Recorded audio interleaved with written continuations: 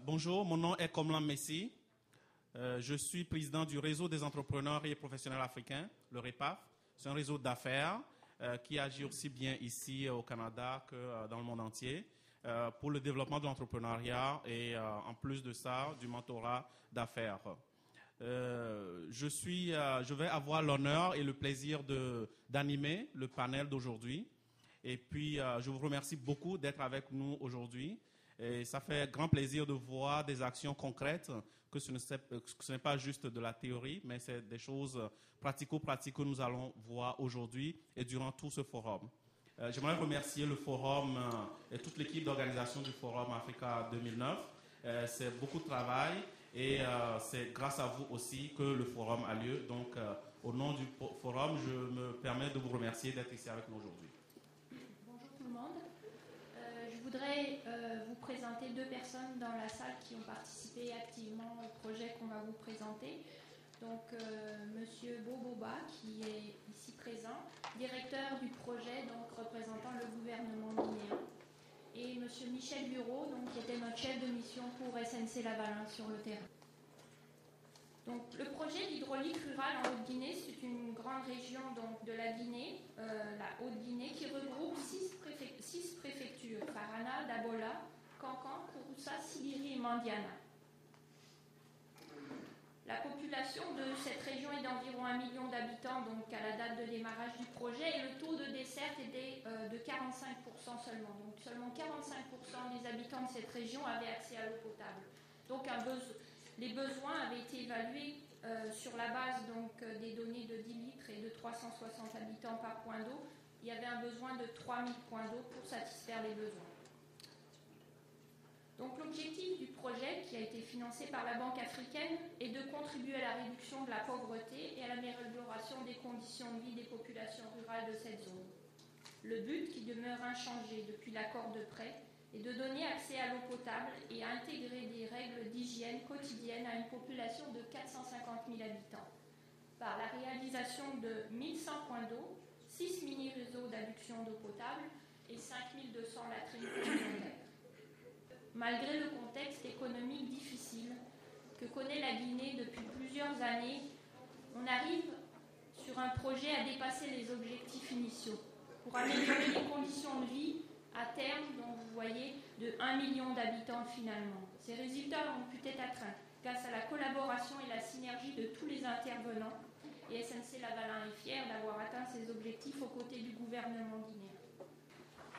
Oui, bonjour, mon nom est Jean-Pierre Paquette. Ce que je vais vous parler ici aujourd'hui, ce n'est pas de projets que nous avons fait. On en a fait des centaines de projets. Mais on va vous parler plutôt de ce qu'il y a à faire sur le continent africain.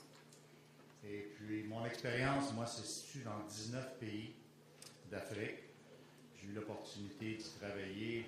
Mes cheveux blancs démontrent mon âge un peu. Là. Alors, j'ai eu l'opportunité d'y travailler et puis d'aimer la population de l'Afrique, les gens de l'Afrique. J'ai travaillé principalement au Mali, au Sénégal, au Cameroun, en Afrique du Sud.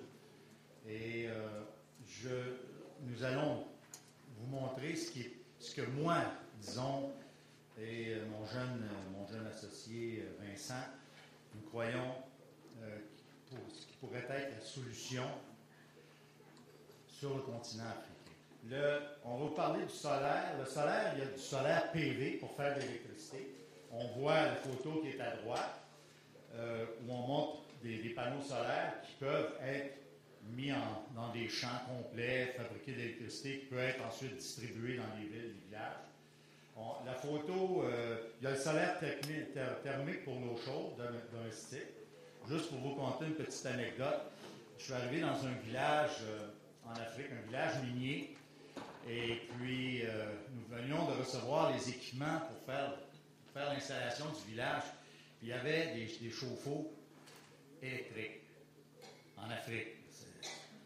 C'est presque aberrant parce que il y a le soleil qui peut faire l'eau chaude, toute l'eau chaude que l'on veut, à des coûts minimes, sans utiliser d'énergie autre que le soleil.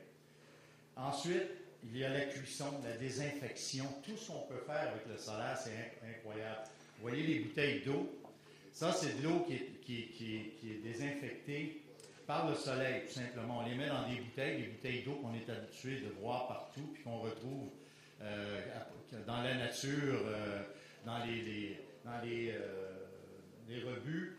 Mais ces bouteilles-là, en mettant de l'eau entre 6 heures et 20 heures, l'eau est complètement désinfectée, elle peut être bue. Alors, c'est des trucs comme ça.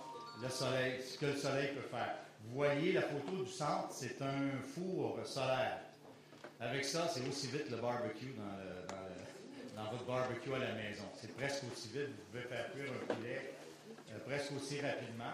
Et vous voyez la photo de droite en bas, c'est un chauffe-eau solaire. Alors, il y a le chauffe-eau, il y a la plaque solaire, il y a la circulation qui se fait, et à l'arrière, il y a un réservoir. C'est branché sur le réseau, et ça vous donne toute l'eau chaude désirée.